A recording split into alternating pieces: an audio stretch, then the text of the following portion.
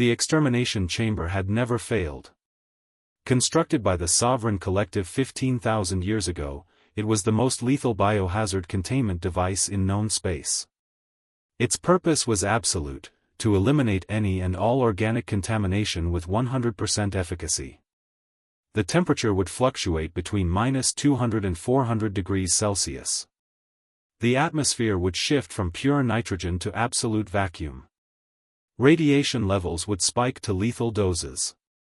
And finally, the chamber would flood with synthesized acids powerful enough to dissolve carbon-based matter in seconds. Dr. Vexthar watched through the reinforced observation window, his 4 arms crossed in what his species interpreted as supreme confidence. The human prisoner had been placed inside an hour ago. By now, there should be nothing but molecular residue. The readings are impossible, came the voice of his subordinate, young Zephyrian with nervous tremors in her vocal patterns. The human is still generating vital signs. Dr. Vexthar's scaled skin rippled with irritation. Run the diagnostics again. The equipment must be malfunctioning. But the readings didn't change. Lieutenant Sarah Chen, a human from the planet Earth, itself classified as a death world, was not only alive but conscious. Her biometric data showed elevated heart rate and labored breathing, but nothing more alarming than someone running a marathon. "This is not possible," whispered Commander Threll, the military overseer of the facility. His crystalline exoskeleton reflected the chamber's harsh lighting. "We designed this chamber to neutralize even the theoretical void entities. How does an organic being survive?" Sarah Chen's voice crackled through the communication system, hoarse but unmistakably defiant. "You want to know the secret? My home world is worse." The words hung in the air like a physical force. Dr. Vexthar leaned forward, his primary eyes narrowing. "Your planet Earth is a temperate world. Our records show benign conditions." Sarah laughed, a sound that seemed almost mad in its clarity. "Your records are wrong. Earth's temperate right now because we survived the ice ages. We survived meteor impacts that darkened the sky for years. We survived in caves with nothing but fire and the clothes on our backs.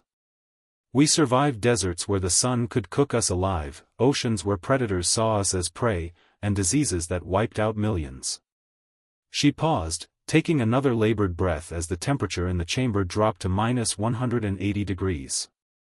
"You tried to kill me with cold," Sarah continued, her voice strengthening despite the conditions. "I come from a species that evolved on a planet where winter kills everything weak. My body learned to survive cold 10,000 years ago. You tried to suffocate me with nitrogen. My ancestors adapted to breathing the thin mountain air where oxygen is scarce. You tried to fry me with radiation. My species survived solar radiation for millennia before we invented shelter." The chamber's acid began to flow, but Sarah had already moved to the upper corner where a small maintenance duct provided temporary refuge. "The thing you don't understand about Deathworlders," she said, her breathing now controlled, almost meditative, "is that we don't survive because we're physically superior. We survive because we're stubborn. Because we adapt.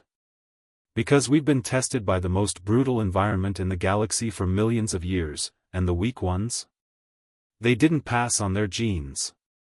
Dr. Vexthar watched in stunned silence as Sarah pulled herself into the maintenance duct. Her body was scorched, bleeding, trembling, but moving with purpose.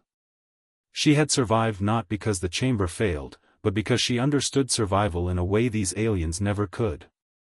"Impossible," Commander Threll breathed.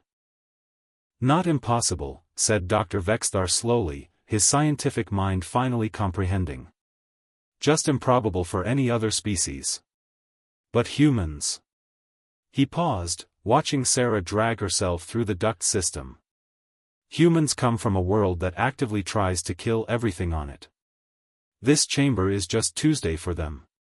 By the time Sarah emerged from the chamber's ventilation system 2 hours later, she was half dead but entirely alive. The medical team rushed to her side, but she waved them away with a weak gesture. "I need water and medical supplies," she rasped. And someone needs to tell your government that you can't kill what's already survived worse. The Sovereign Collective's 15,000-year record remained unbroken, but not in the way anyone had expected. The extermination chamber had eliminated every organic threat it had ever encountered. Until it met a human from a death world, where the planet itself was the greatest predator of all.